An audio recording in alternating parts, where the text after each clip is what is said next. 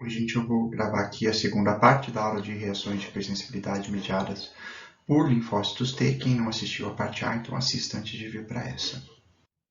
Nessa parte B, eu vou dar continuidade com vocês sobre as doenças causadas por esse tipo de resposta. A gente vai abordar aí a esclerose múltipla, características gerais, o mecanismo imunopatológico, formas de diagnóstico e tratamento, a esclerose sistêmica ou esclerodermia, também abordando características gerais, o mecanismo patológico e tratamento. A gente vai dar uma revisada na asma, as formas principais, lembrando que essa aula de asma existe uma aula separada, onde a gente já abordou os diferentes tipos. Aqui é só para dar uma revisada e relembrar alguns conceitos importantes. E finalizar a aula aí com os testes de hipersensibilidade do tipo tardio, que são usados aí, então, para o diagnóstico. Então, o uso das reações de hipersensibilidade mediadas por linfócitos T e como é que a gente usa isso para diagnóstico, mostrando então algumas aplicações. Começar a falar com vocês então sobre a esclerose múltipla. Bom, a esclerose múltipla é uma doença autoimune e epidemiologicamente ela apresenta aí uma característica parecida com aquela do diabetes do tipo 1, tá? Então, a maior incidência é então em países desenvolvidos ou em países em desenvolvimento. E aqui no Brasil a gente ainda tem uma incidência relativamente baixa em comparação a outros países, mas esse número de casos tem aumentado, tá? Novamente, eu peço que vocês pensem a respeito, então, dos fatores que levam a essas características sobre algumas doenças autoimunes, tá? Esse tipo de incidência aumentada em países desenvolvidos.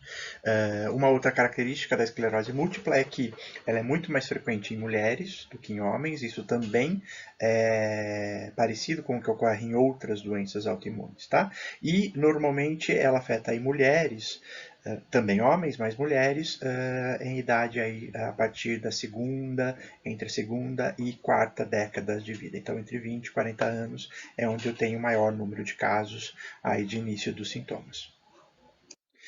A esclerose múltipla ela pode ser classificada aí de acordo com o tipo de progressão que ela apresenta. Então, eu posso ter aí 4 formas principais. Então, eu tenho uma forma relativamente benigna, que é chamada, então, de síndrome clínica isolada. Então, é uma forma de esclerose múltipla, onde eu tenho aí um único caso, episódio aí de alterações neurológicas, mas que isso pode ser restrito e nunca mais acontecer, tá?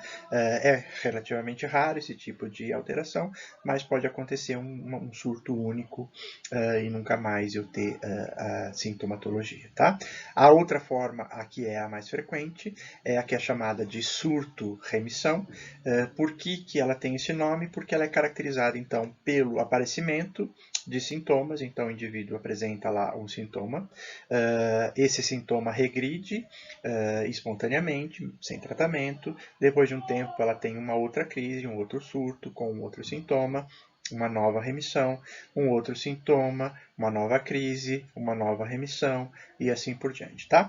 Normalmente, essa forma surto-remissão, com o passar do tempo, essas crises vão se tornando mais frequentes, até que ela se transforma, então, numa outra patologia, que é chamada, então, de secundária progressiva. Aí, nesse caso, esses surtos, eu não tenho mais remissão dos sintomas, ao contrário, esses sintomas vão progredindo, se somando, e normalmente isso leva ao óbito do indivíduo, tá? Então, secundária progressiva, porque ela evolui aí de uma forma surto-remissão, tá? O surto-remissão é a forma mais frequente. E eu tenho uma forma mais rara, mas que é a mais grave, que é a chamada de primária progressiva. Nesse caso, o indivíduo tem uma evolução constante dos sintomas, tá? Então, os sintomas aparecem, não regridem, e eu vou ter aí uma somatória progressiva desses sintomas. A evolução tem um pior prognóstico nesse caso, e a evolução é relativamente mais rápida. Ok? Então, as 4 formas, então, surto-remissão, que normalmente evolui para secundária progressiva. Eu tenho essa primária progressiva e eu tenho essa síndrome clínica isolada, ou seja, só um único caso aí de uma crise com sintomas característicos de esclerose múltipla. Bom, como se trata de uma doença autoimune, então é uma doença com causa multifatorial, como a gente já viu para as outras doenças, então eu tenho aí uma associação de fatores de risco ambientais, e aí os fatores de risco ambientais e hábitos que estão envolvidos com a esclerose múltipla é o fumo, ativo ou passivo, uma quantidade baixa de vitamina D na circulação, baixa exposição à luz solar, trabalho noturno, exposição a alguns tipos de solventes orgânicos, obesidade na adolescência e alguns tipos de infecção viral, como o Epstein-Barr e o citomegalovírus, ok? Então, esses fatores ambientais, eles vão se combinar com fatores genéticos, então o indivíduo tem que ter predisposição genética para desenvolver a esclerose múltipla.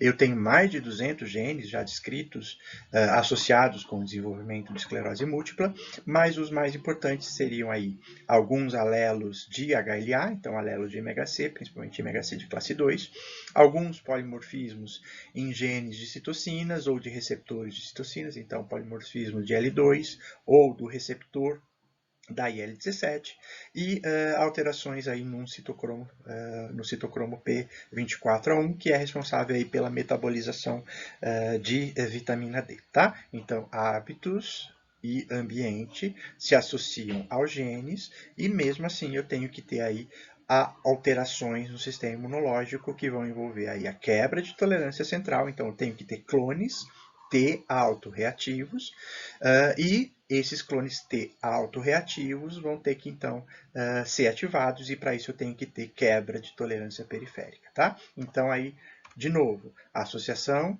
do ambiente com fatores genéticos e alterações do sistema imunológico, quebra de tolerância central e periférica, vão se associar para que o indivíduo tenha o desenvolvimento da esclerose múltipla. Tudo bem?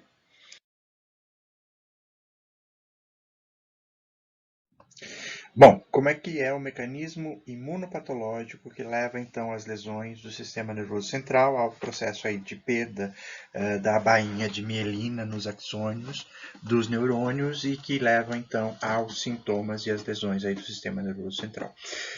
O mecanismo completo e preciso da esclerose múltipla, como para outras doenças autoimunes, não é completamente conhecido ainda, mas, como vocês podem ver, ele é relativamente simples, brincando.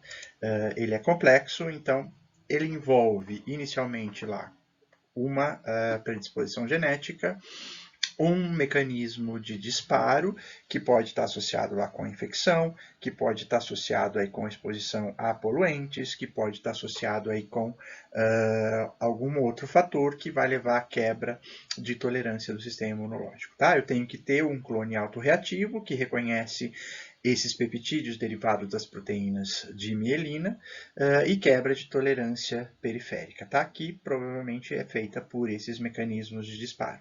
O que dispara em cada paciente provavelmente é particular e exclusivo daquele paciente. Ok? Mas lembrando que então eu tenho que ter a combinação desses fatores para que eu tenha o desenvolvimento da doença. De qualquer forma, o que acontece é que eu tenho, de algum modo, a quebra, então, da barreira hematoencefálica, que vai expor antígenos presentes, então, no sistema nervoso central. A gente viu que o sistema nervoso central é um sítio imunoprivilegiado, ou seja, os antígenos presentes aqui nas células do sistema nervoso, eles estão protegidos aí do contato com células, normalmente, do sistema imunológico, tá? Então, o que leva a essa quebra de barreira não se conhece, isso vai ser variável em cada paciente, tá? De qualquer forma, eu vou ter a exposição desses antígenos, o transporte desses antígenos para órgãos linfóides fora aí do sistema nervoso central, lembrando que no sistema nervoso central eu não tenho órgão linfóide, então esses antígenos são carreados para órgãos linfóides fora do sistema nervoso central, eu vou ter a apresentação dos antígenos fora do sistema nervoso central para linfócitos TCD4, TCD8 e linfócitos B, e esses linfócitos T, B vão ser recrutados então para o sistema nervoso central por mediadores solúveis derivados aqui de algum processo inflamatório que está acontecendo no cérebro. ok? Uma vez que eu tenho a migração dessas células, então, para o sistema nervoso central, eu tenho lá a entrada dessas células no sistema nervoso central e aqui no interior do sistema nervoso, lá do cérebro, eu vou ter então a reativação dessas células, tá? Particularmente vai ser importante a reativação de linfócitos T helper 1 e T helper 17, produtores aí de interferon gama e de IL-17, que vão ativar macrófagos, e esses macrófagos vão produzir reativos de oxigênio que vão destruir, então, já a bainha de mielina aí formada pelos oligodendrócitos, tá? Então, o principal mecanismo, aparentemente, é a produção de reativos de oxigênio. Eu também posso ter ativação de alguns linfócitos TCD8, que vão, então, reconhecer esses antígenos e contribuir aqui para a destruição desses oligodendrócitos, mas como a expressão do MHC de classe 1 é relativamente baixa nessas células, então os TCD8 têm um papel secundário aqui na destruição dessas células. Eu também posso ter a produção de autoanticorpos pelos linfócitos B, então eu tenho aí a formação e a geração de autoanticorpos, e esses autoanticorpos também podem ter um papel na destruição, embora eu tenha aí um papel novamente secundário para anticorpos e complemento na destruição dessas bainhas de mielina. Tá? Com, então, o conjunto desses mecanismos efetores, principalmente reativos de oxigênio produzido por macrófagos ou células da própria glia, lembrando que a micróglia é um macrófago do sistema nervoso central, eu vou ter aí isso colaborando com um pouco de linfócitos TCD8 e uma parcela muito pequena aí de anticorpos e complemento na destruição dessas bainhas de mielina, tá bem? Então, com isso eu começo a inibir a transmissão aqui de sinais pelos axônios desses neurônios e aí eu começo a ter os sintomas característicos da esclerose múltipla, tá? Lembrando que essa resposta inflamatória, ela começa com o tempo eu tenho a reconstituição da barreira hematoencefálica, eu tenho uma resolução desse processo inflamatório e aí o paciente vai ter a resolução daquele sintoma, tá? Então aí ele vai apresentar a sua remissão dos sintomas, tá? Com o passar do tempo, o que vai acontecendo? Eu vou tendo, então, a nova quebra de barreira, um novo processo inflamatório, a destruição de mais neurônios, devido aí à desmielinização provocada pela morte dos oligodendrócitos, tá? Então, eu tenho 1, 2, 3, 4 surtos, 5 surtos, e cada um deles pode estar revertendo aí nos processos de remissão, assim que eu tenho a reconstituição da barreira hematoencefálica, tá? Acontece que uma vez que esse processo se repete, eu tenho cada vez mais o acúmulo de células do sistema imunológico dentro do sistema nervoso central, até que eu tenho a formação de um órgão linfóide ectópico ou terciário dentro do próprio sistema nervoso central. A partir desse momento, a reconstituição da barreira hematoencefálica, ela não vai mais resultar na remissão dos sintomas. Por quê? Porque eu já vou ter aqui dentro do sistema nervoso central o processo de apresentação de antígenos e ativação de novas células do sistema imunológico que vão, então, agora perpetuar e amplificar a resposta inflamatória, que vai levar a novas lesões, a degeneração aí dos neurônios com o passar do tempo e a evolução aí da doença, levando aí, em última instância, à morte, ok? Então, lembrando que esse processo inflamatório, ele começa, então, a ser perpetuado pelo aparecimento desses órgãos linfóides ectópicos, tá? E aí eu tenho a evolução para a forma secundária progressiva, por exemplo, tá bem? Uma coisa que é importante destacar é que Nessa forma progressiva, na formação desses órgãos ectópicos, o linfócito B ele vai ter um papel agora importante para a manutenção dessa resposta, uma vez que ele vai servir aqui como uma célula apresentadora de antígeno para aquelas células de memória que vão sendo formadas a cada uma da reexposição, tá? Então, o linfócito B ele tem sim um papel importante na esclerose múltipla, mas não aí para a produção de anticorpos. Mas ele vai ter um papel importante aí como célula apresentadora de antígeno para os linfócitos efetores, principalmente nas fases mais tardias aí da doença, tá? Lembrando, se produz anticorpo, mas esses anticorpos não são os principais causadores da destruição dos oligodendrócitos, tá? Mas eles podem ser úteis para o diagnóstico, como a gente vai ver um pouco mais à frente. Bom, como é que então essa destruição da bainha de mielina lá no sistema nervoso central se manifesta clinicamente? Quais são os sintomas que o paciente vai apresentar? A esclerose múltipla é uma doença muito heterogênea, então aí cada paciente pode apresentar aí diferentes sintomas iniciais e diferentes sintomas aí durante a evolução da doença, tá? Vai depender muito do local do sistema nervoso central que está sendo afetado naquele momento, tá? Então, tem muitos sintomas distintos e vai ser muito difícil de fazer o diagnóstico da esclerose múltipla, tá? É uma das doenças que demora muito tempo para ser feito o diagnóstico, porque devido a essas características, tá? De maneira geral, os pacientes vão apresentar aí, classicamente alguns sintomas, mas que nem sempre vão aparecer ao mesmo tempo e nem sempre da mesma forma em todos os pacientes, tá? Mas eu tenho aí, inicialmente, a maioria dos pacientes apresenta alterações aí visuais, porque eu vou ter aí a destruição de neurônios do nervo óptico, então eu tenho inflamação do nervo óptico, causando o que a gente chama de neurite óptica. Isso vai ser manifestado aí pela perda de acuidade visual, normalmente afetando um dos olhos só, eu não tenho perda nos dois olhos ao mesmo tempo.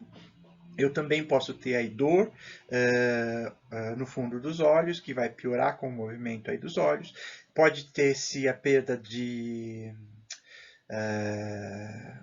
distinção de cores, então a discromatopsia, e eu posso ter alguns casos onde o indivíduo tem só a visão central borrada, tá? Eu também posso ter pacientes que apresentam vertigem e perda auditiva.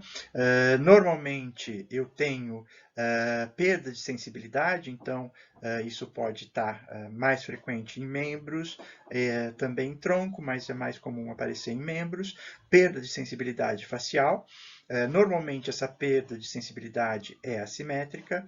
Alguns pacientes podem começar a apresentar déficits motores, então paresia, perda de força ou espasticidade, então contrações meio que involuntárias aí, de membros e músculos. Alguns pacientes podem apresentar disfunção de esfíncteres, tanto urinário quanto anal, e pacientes aí do sexo masculino podem apresentar aí disfunção erétil, disfunção sexual, tá?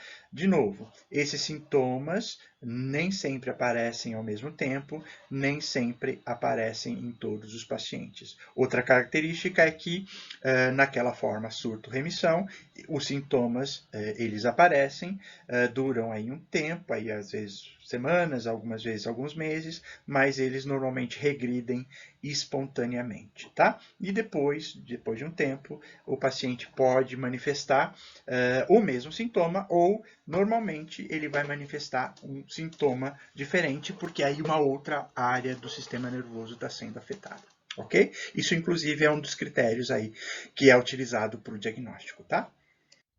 Bem, como é que é feito o diagnóstico da esclerose múltipla? A gente vai ver que é um diagnóstico difícil, que não raras vezes leva aí anos para se determinar o diagnóstico definitivo, tá? De modo geral, a esclerose múltipla surto-remissão, ela é diagnosticada através de uma combinação aí de critérios clínicos, de exames de imagem ou de exames laboratoriais, particularmente aí a presença de bandas oligoclonais de imunoglobulina no líquor. Eu não vou entrar em detalhes nesses critérios. Aqui a gente tem os últimos critérios adotados aí por um consenso. Vocês vão ver isso com muito mais detalhe, com mais propriedade nas aulas clínicas, tá certo? Então, de modo geral, o que é necessário é demonstrar clinicamente ou através de imagem, particularmente ressonância magnética, a distribuição das lesões no espaço, ou seja, lesões do sistema nervoso central afetando áreas anatômicas distintas, tanto por sintomas como por imagem, ou então a distribuição no tempo, tá? Ou seja, lesões causadas em tempos distintos, ao longo do tempo aí no paciente. Nos próximos slides eu tenho algumas imagens de ressonância magnética, essa distribuição no espaço e no tempo vai ficar mais clara, tá? Mas eu não vou entrar em detalhes, aqui são algumas formas, então, de estabelecer esse diagnóstico. A forma primária progressiva, isso que eu falei para vocês no slide anterior, é para diagnóstico da surto-remissão. A primária progressiva, então, como eu não tenho esses casos de recidiva, eu tenho a evolução e a progressão constante dos sintomas, o diagnóstico normalmente, então, vai ser feito aí clinicamente, também utilizando ressonância magnética, mas eu tenho que demonstrar, então, a progressão ininterrupta desde o início dos sintomas, né? Então, dos primeiros sintomas, com 1 ano de alterações, tá? Então, eu posso fazer isso retrospectivamente, ou seja, o paciente vem no consultório, mas há 1 ano ele já está apresentando aqueles sintomas neurológicos, ou prospectivamente. Então, eu tenho um primeiro sintoma e eu vou ter que acompanhar esse paciente aí por um período de 1 ano para fechar o diagnóstico, tá bem? Além dessa demonstração clínica, eu tenho que ter os critérios aqui, um dos critérios aqui descritos abaixo, tá? Então, eu tenho que demonstrar aí na ressonância magnética uma ou mais lesões em ao menos uma área do cérebro que caracteristicamente é afetada na esclerose múltipla, tá? Quais são essas áreas onde eu tenho a maior frequência de lesões ocorrendo? Então, as regiões periventriculares, as regiões corticais ou justacorticais aí do cérebro e as regiões infratentoriais. Eu vou mostrar isso para vocês também nos próximos slides, fica mais claro, tá? Eu também posso associar a parte clínica com a demonstração também por ressonância magnética de 2 ou mais lesões na medula espinhal, sem distinção entre lesão sintomática ou sintomática. O que significa isso? Eu posso ter aí lesões, no caso, antigas, ou seja, que não estão causando sintomas, e lesões novas, que são aquelas que estão causando sintoma naquele momento, tá? E também posso associar aqui com a demonstração de bandas oligoclonais de imunoglobulina no líquido. Vou demonstrar isso também no próximo slide, vai ficar mais fácil de vocês entenderem. Bom, aqui então só para demonstrar os locais aí do sistema nervoso central que normalmente são mais acometidos e por isso podem ser usados aí para o diagnóstico. Então aqui, no caso, tem uma ressonância magnética, aqui está evidenciado o ventrículo cerebral, então aqui eu tenho uma lesão, outra lesão, outra lesão, outra lesão. Então, região que é chamada de periventricular, ao redor e associada aos ventrículos, ok?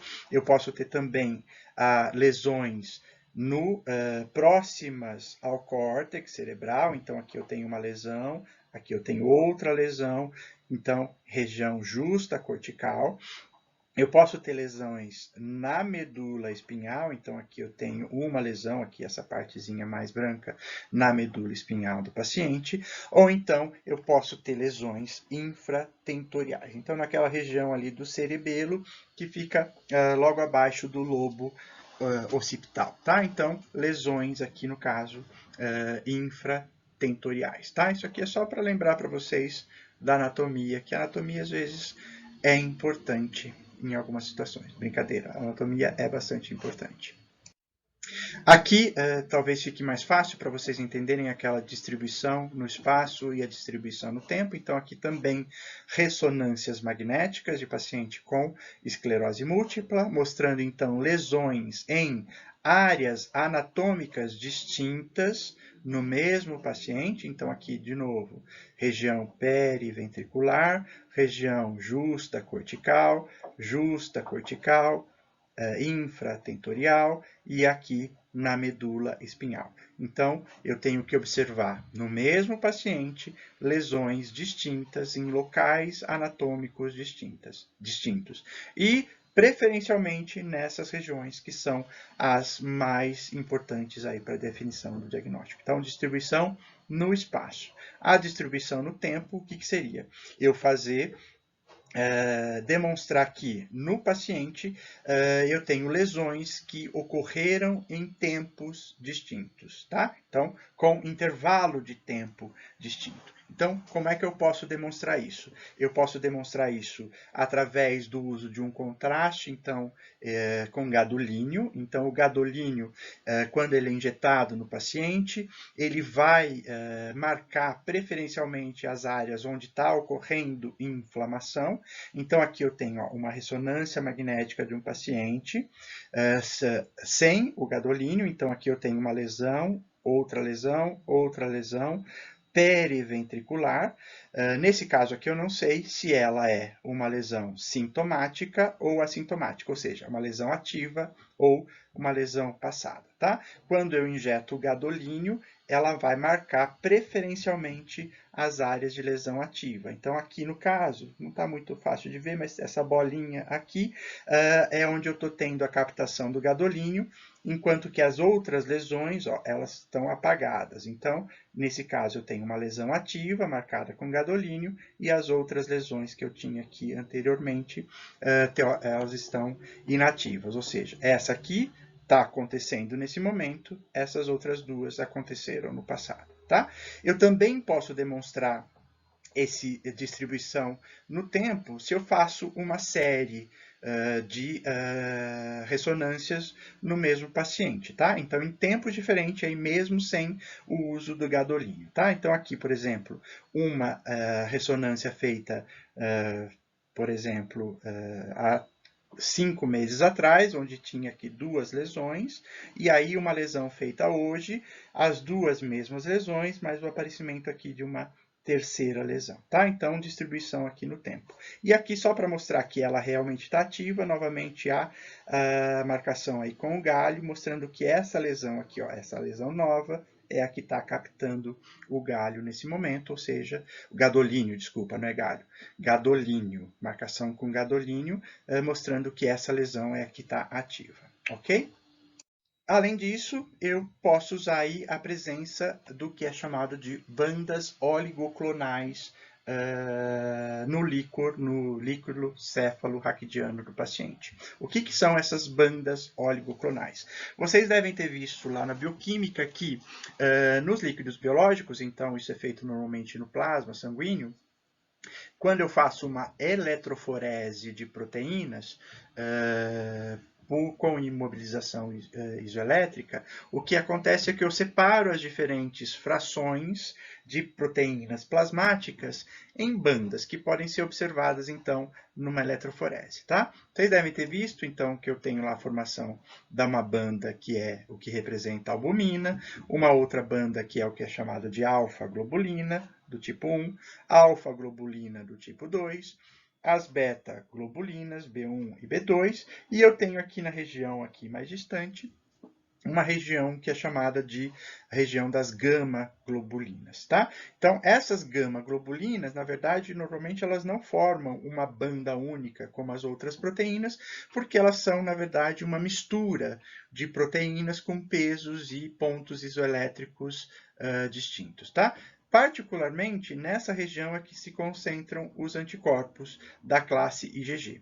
Por que eu não formo uma banda única na região de imunoglobulinas? Porque como cada imunoglobulina, cada anticorpo, vai apresentar a porção FAB, desculpa, que se liga no antígeno, com uma composição de aminoácidos diferente, é justamente a região que liga com o antígeno, cada uma vai ter um ponto isoelétrico distinto, então, na verdade, ao invés de formar uma banda única, como para as outras proteínas plasmáticas, o que eu tenho é um borrão, um arrasto aqui que na verdade, se a gente conseguisse ampliar e tivesse uma resolução, nada mais seriam do que muitas bandas únicas, uma justaposta sobre as outras, tá?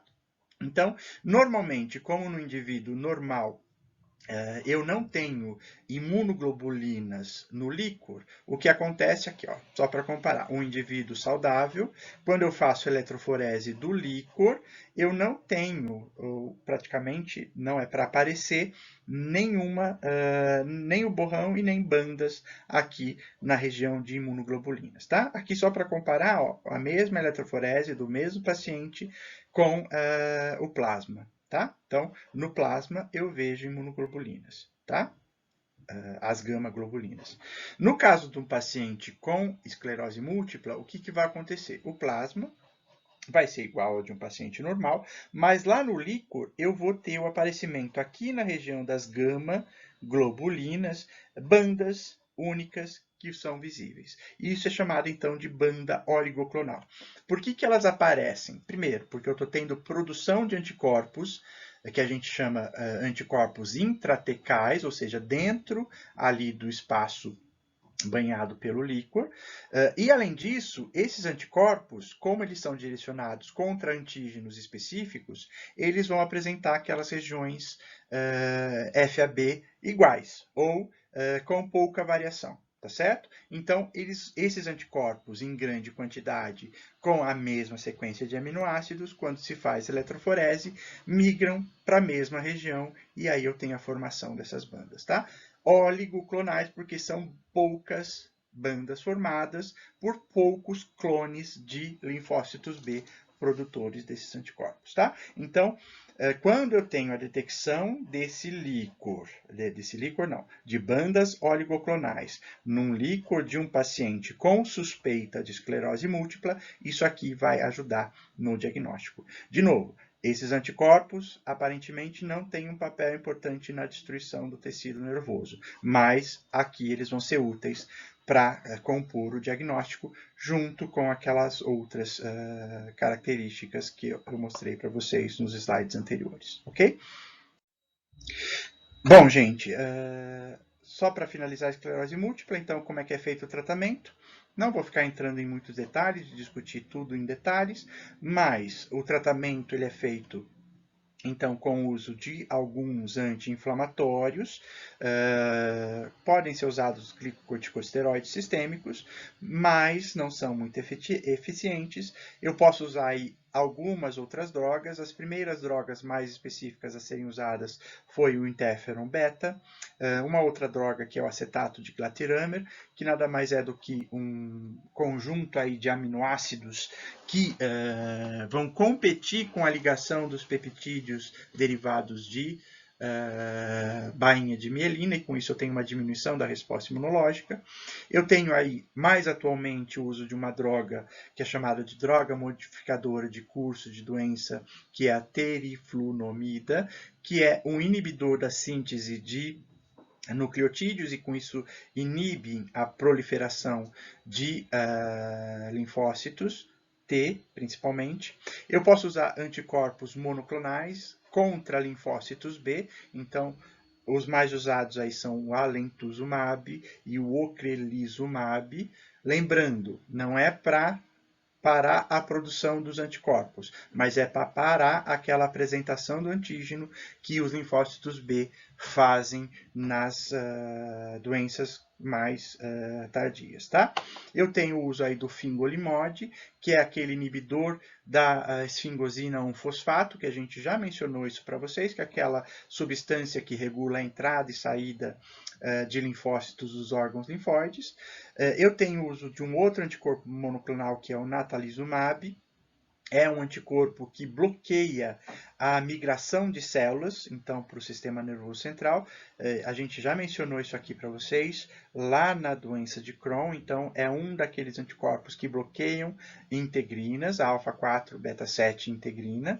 Um problema do uso do natalizumab é que, em muitas vezes, o paciente tratado tem a reativação de um vírus que é chamado de vírus JC, John Cunningham, é o nome desse vírus. Ele é um vírus que praticamente todo mundo tem, mas que não causa problema, mas que quando eu tenho problemas do sistema imunológico, ele pode ser reativado e aí eu desenvolvo uma doença que é relativamente grave e muitas vezes fatal, que é a leucoencefalopatia multifocal progressiva. Então tem que tomar cuidado com o uso desse anticorpo, tem que fazer uma sorologia antes para ver se o indivíduo está ou não infectado com esse vírus, tá?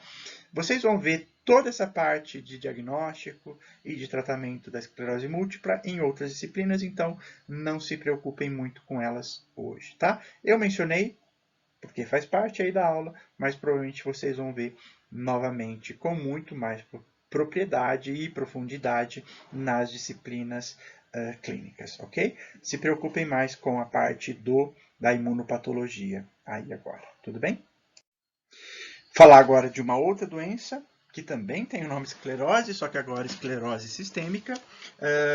Em algumas situações vocês podem ver aí o termo esclerodermia, tá? É uma doença relativamente séria, que tem um mecanismo imunológico diferente desses outros que eu mostrei para vocês, por isso que eu vou mencionar ela aqui para vocês, tá?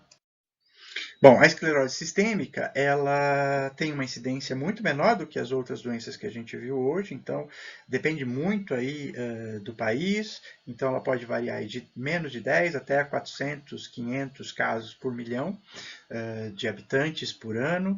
Ela é muito mais frequente em mulheres do que em homens, novamente, pode afetar homens, mas é muito mais frequente em mulheres, tá?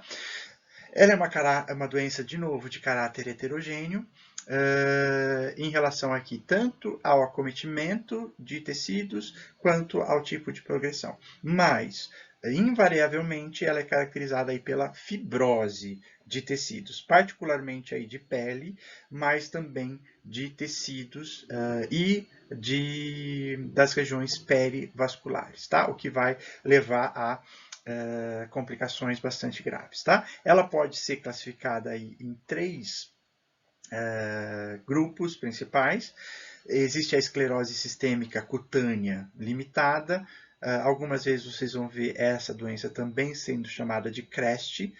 Essa sigla aqui, na verdade, ela é relacionada com os sintomas que aparecem aqui nessa doença, que então são a calcinose, deposição de cálcio na pele, o fenômeno de Raynaud, a disfunção esofágica, a esclerodactilia e a telangiectasia, tá? Então,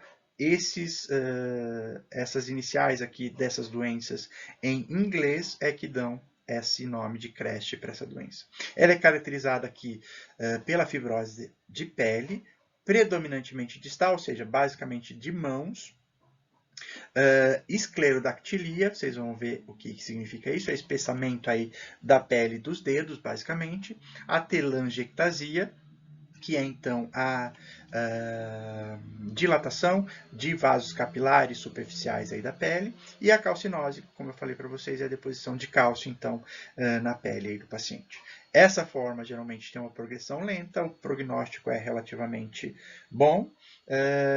Raramente eu tenho aí afetando pulmões e rins além da pele, tá? A maior parte dos pacientes vai ter só a pele sendo acometida. Em alguns casos eu posso ter aí mais tardiamente hipertensão pulmonar devido aí à fibrose da artéria pulmonar. Tá bem? Eu tenho uma outra forma, que é mais grave, que é a esclerose sistêmica cutânea difusa. Eu também tenho fibrose de pele, só que aí eu tenho um acometimento mais proximal. Então, além das mãos, eu posso ter aí pele de antebraço e tronco, pernas sendo afetadas. Eu tenho uma progressão mais rápida e aí eu posso acometer, e aí é muito mais grave o acometimento de rins, do coração e dos pulmões, tá? E eu tenho uma forma mais rara, que é a esclerose sistêmica sem esclerodermia, ou seja, eu tenho a doença afetando pulmões e rins, mas sem envolvimento aí da pele, tá? Isso aqui é a forma mais rara, tá? As mais frequentes são essas daqui, e a gente vai ver aí esses sintomas nos próximos slides. Bom, então, de novo, como se trata de uma doença autoimune, eu tenho aí, para que eu tenha desenvolvimento da esclerose sistêmica, uma conjunção aí de fatores que vão associar fatores ambientais ou de hábitos. No caso da esclerose sistêmica, isso está muito pouco determinado. Como ele é muito mais frequente em mulheres do que em homens, aparentemente os hormônios femininos podem ter um papel, mas exatamente o que ainda não se sabe, tá? Eu tenho também associação genética, e aí eu tenho muitos genes envolvidos. Aqui estão alguns dos genes mais frequentes, então, de novo, alelos específicos de HLA, alguns genes de fatores de transcrição, então, o IRF5, o STAT4, IRAC1, são todos fatores, então, de transcrição e de sinalização intracelular, tá bem? E eu tenho também, de novo, a associação aí com a quebra de tolerância central e a quebra de tolerância periférica. Então, associação de ambiente, genes e alterações imunológicas é que vão determinar o aparecimento da esclerose sistêmica.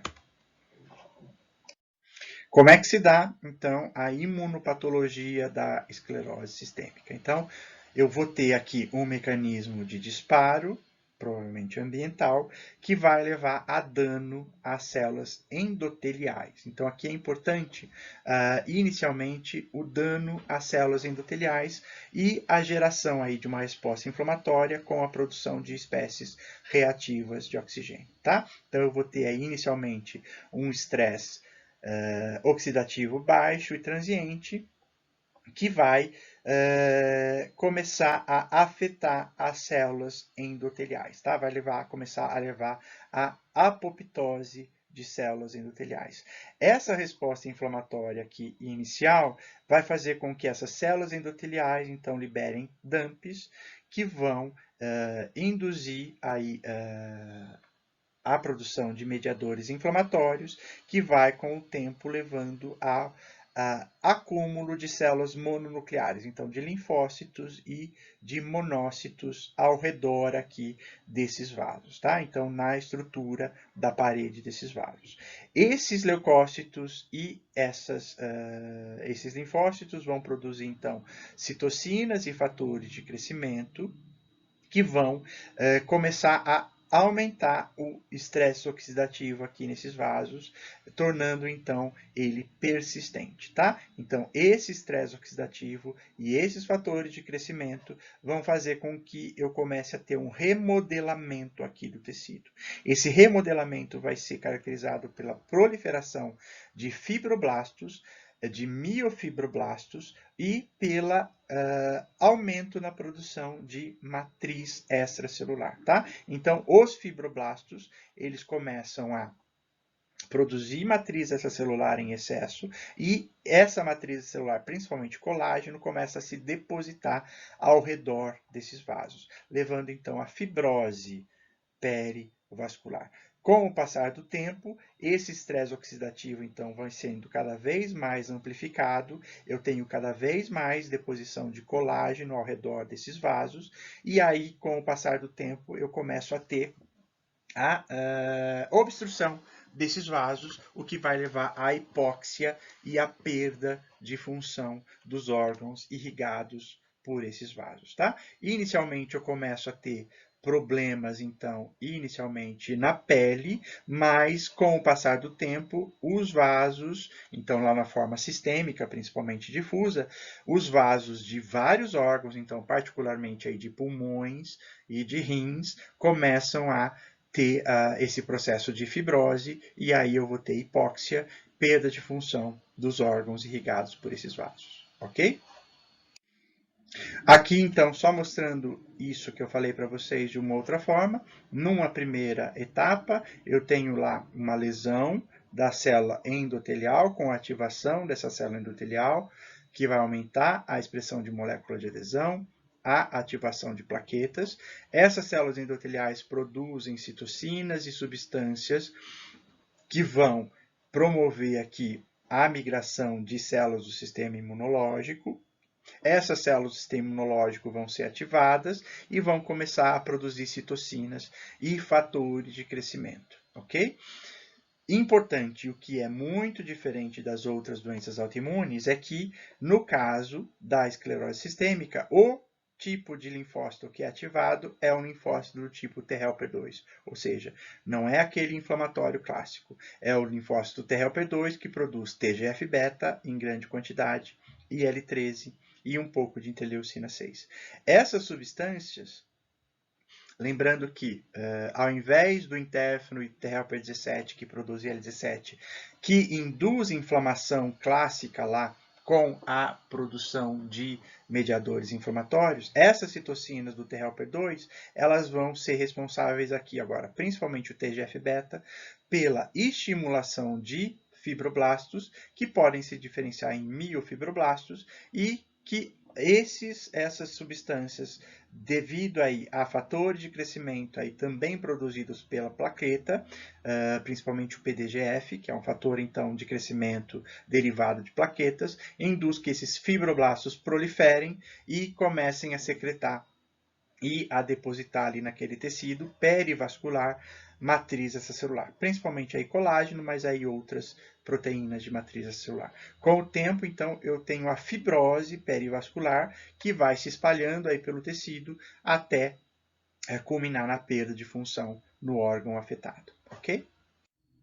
Aqui só para exemplificar para vocês, então, as manifestações clínicas da esclerose sistêmica, lembrando lá das diferentes formas, eu posso ter a forma cutânea localizada, ou a forma cutânea difusa como as mais frequentes, tá? Então, eu posso ter aí doença pulmonar intersticial, que então caracterizada por fibrose dos pulmões em 40% dos casos, hipertensão pulmonar em 15% dos casos, promovida então pela perda de função e fibrose da artéria pulmonar.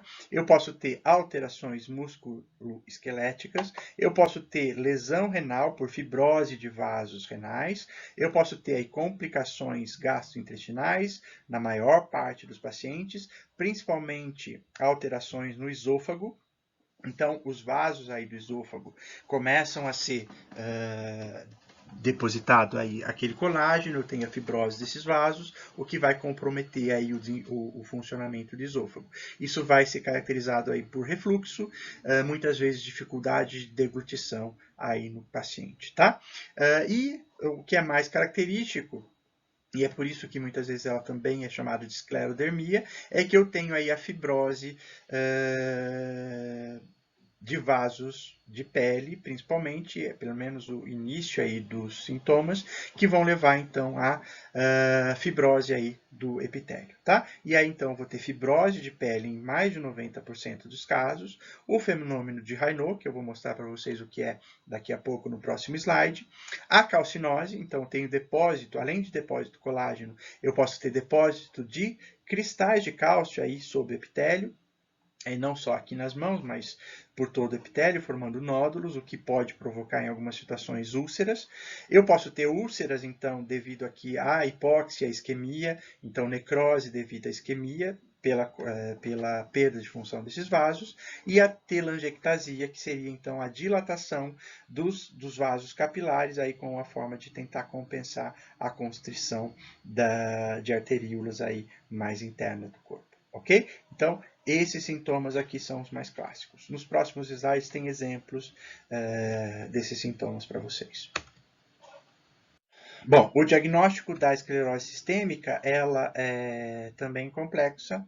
O diagnóstico é complexo, ele vai levar em consideração aí vários critérios. Normalmente esses critérios aí vão ser dados na forma de pontos, então cada um dos sintomas recebe uma pontuação e para que eu tenha aí determinação do diagnóstico, o paciente tem que ter mais de 9 nessa pontuação, tá? Então, basicamente aí é o espessamento de pele dos dedos nas duas mãos, principalmente aí proximal às articulações metacarpofalangeais, ok?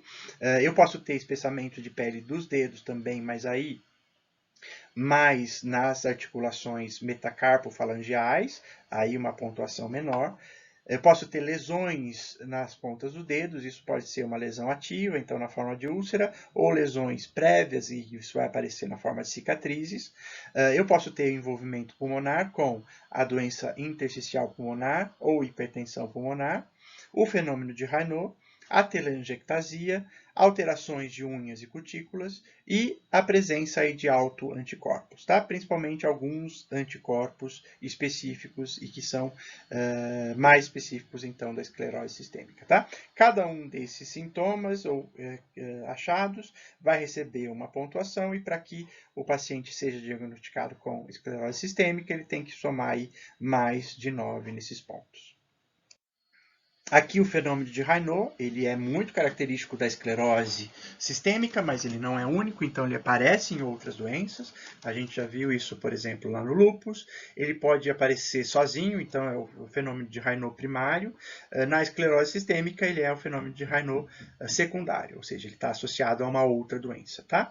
O que é o fenômeno de Raynaud? Nada mais é do que um vasoespasmo promovido aí por queda de temperatura. Então, um indivíduo que tem o fenômeno de Raynaud, quando ele tem as mãos, principalmente, aí, expostas a uma temperatura baixa, então, sei lá, ele pega uma garrafa de cerveja gelada lá no freezer, ou ele sai, por exemplo, a semana passada, fora de casa com aquela temperatura baixa. O que vai acontecer? Eu tenho um vasoespasmo, então, uma contrição brusca dos vasos que irrigam aí a mão e, como consequência, ele vai ter uma palidez acentuada aí da extremidade das mãos. Então, o dedo fica branco, tá? Então, no primeiro momento, fica branco. Depois, como eu paro a circulação para os dedos, o indivíduo vai ter cianose, então os dedos vão ficar roxo, e depois que essa vasoconstrição volta ao normal, eu tenho uma vermelhidão da mão, tá? Então, eu tenho lá uma alteração de cores aí na mão do paciente. Primeiro, eu tenho a palidez, pela isquemia, depois eu tenho a cianose e depois que se restabelece a circulação, eu tenho a vermelhidão, tá bom? Isso então é o fenômeno de Raynaud, que pode acontecer sozinho, então é o fenômeno de Raynaud primário, ou ele pode estar associado a outras doenças autoimunes, e aí ele é chamado de fenômeno de Raynaud secundário. A esclerose múltipla é uma das doenças que tem mais associação com o fenômeno de Raynaud, ok? Então, aqui eu tenho exemplos de esclerodactilia, então seria o espessamento da pele aí dos dedos, então principalmente nas regiões entre as articulações aí metacarpofalangeais ou interfalangeais, tá? Então aí eu vou ter esse espessamento, ele é caracterizado, então a pele do paciente fica com um aspecto brilhante, muitas vezes o paciente tem dificuldade aí na movimentação, em dobrar os dedos, e eu posso ter aí o aumento da espessura. Então, quando se toca aí na pele do paciente, você sente uma espessura alterada aí no paciente. Eu também é muito comum alterações, então, de unhas, então eu posso ter aí atrofia de unhas, eu posso ter o aumento aí de cutícula do paciente, alterações no capilar aí que irrigam essas cutículas, eu posso ter lesões que vão aparecer ou na parte aí, ventral, então, dos dígitos, ou em qualquer região aí do dedo do paciente. Então, aqui também dá para ver alterações aí na unha. E aqui um exemplo de telangiectasia. Então, aqui essas pequenas manchas vermelhas nada mais são do que a visualização, então, dessa dilatação dos capilares mais superficiais aí do epitélio. Não necessariamente vai aparecer só nas mãos, mas é mais comum que apareça aí nas mãos inicialmente, ok? Uma outra característica que é usada lá para o diagnóstico, na pontuação, é a presença de anticorpos específicos da esclerose sistêmica.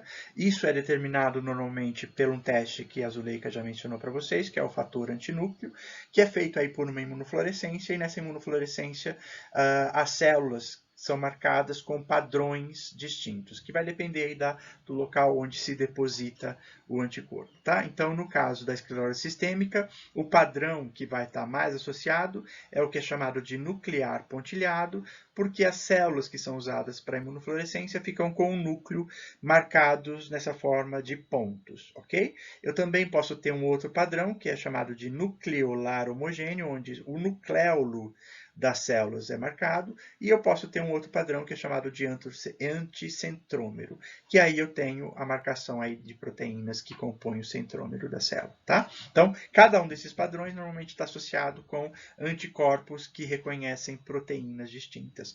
No padrão nuclear pontilhado, a proteína que é reconhecida por esse anticorpo é a topoisomerase.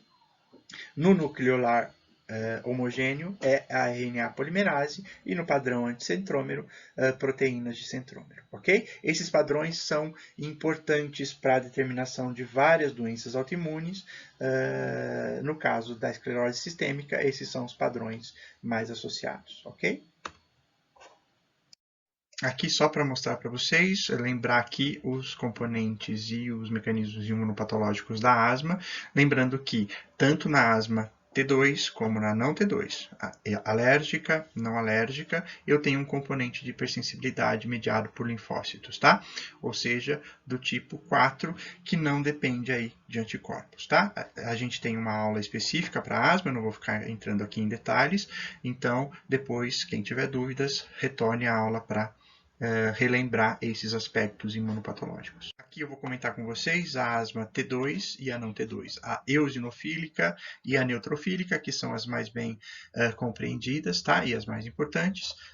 Lembrando que a T2, ela se inicia com uma hipersensibilidade do tipo 1, com a ativação de linfócitos B, produtores de IgE, e sensibilização de mastócitos com participação de células T helper do tipo 2, tá certo?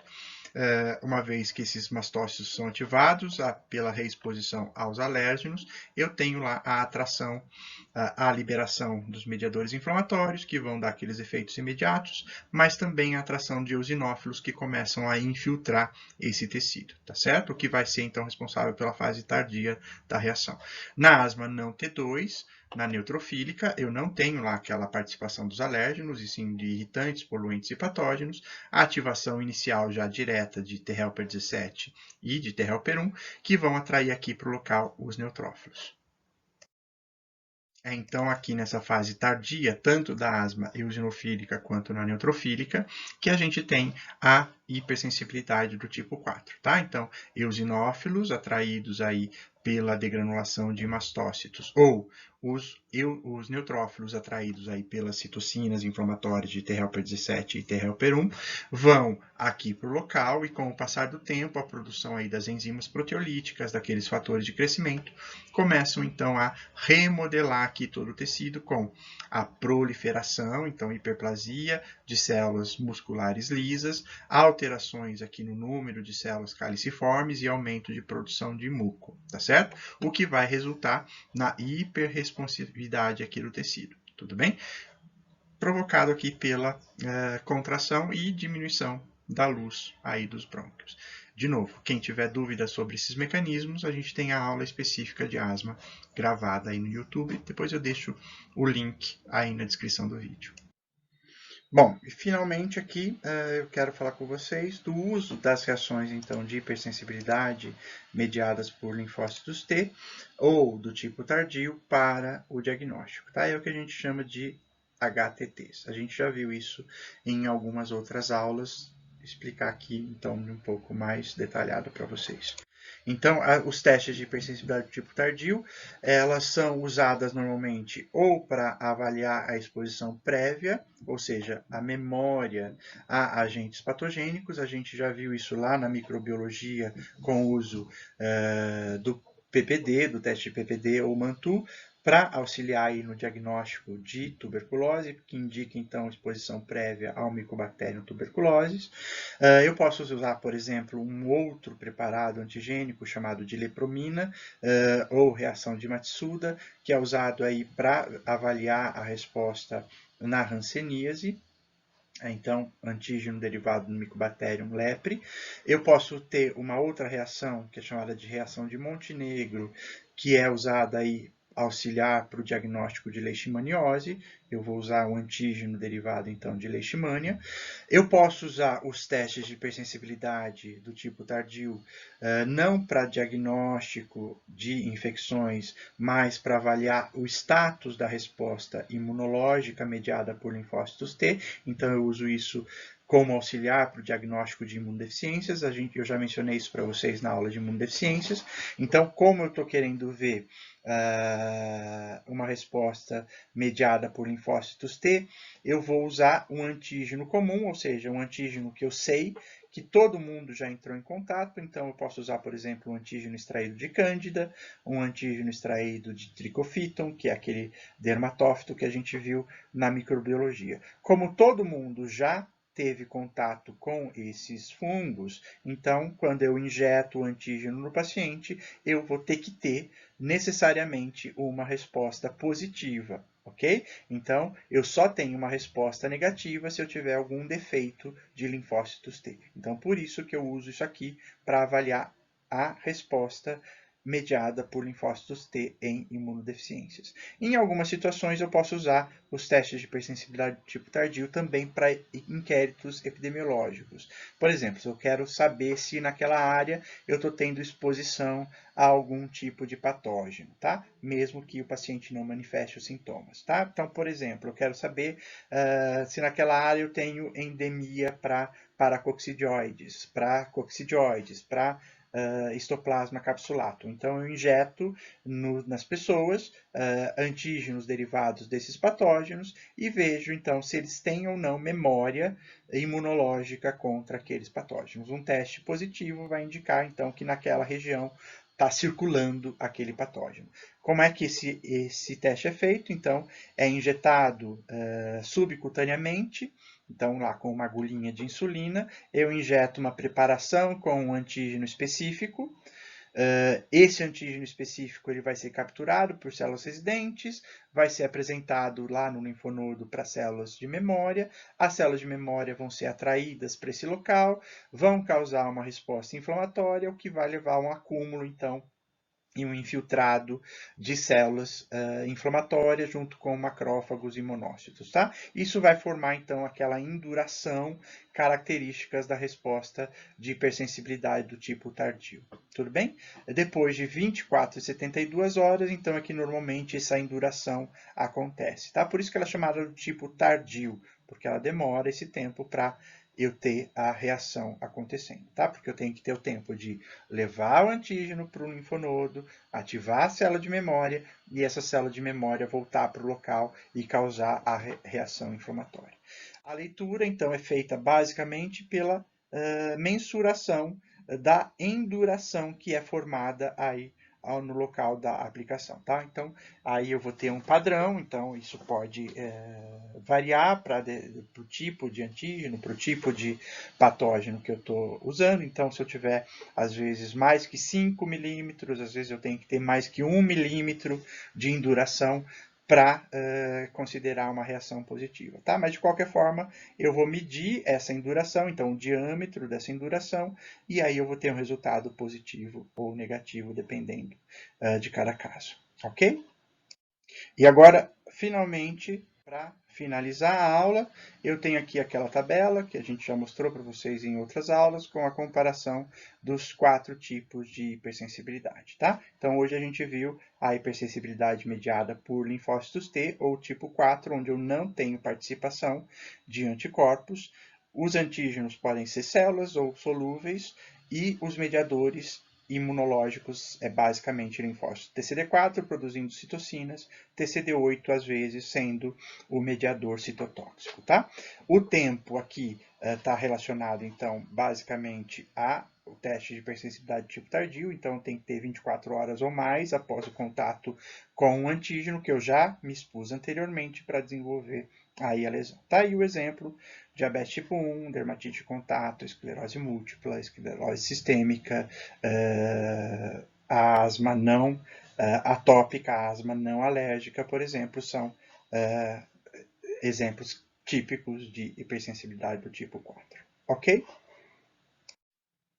Bom, então com isso eu encerro aqui a aula. Espero que vocês tenham entendido alguns desses conceitos e a gente se encontra então na sexta-feira para tirar eventuais dúvidas. Até mais.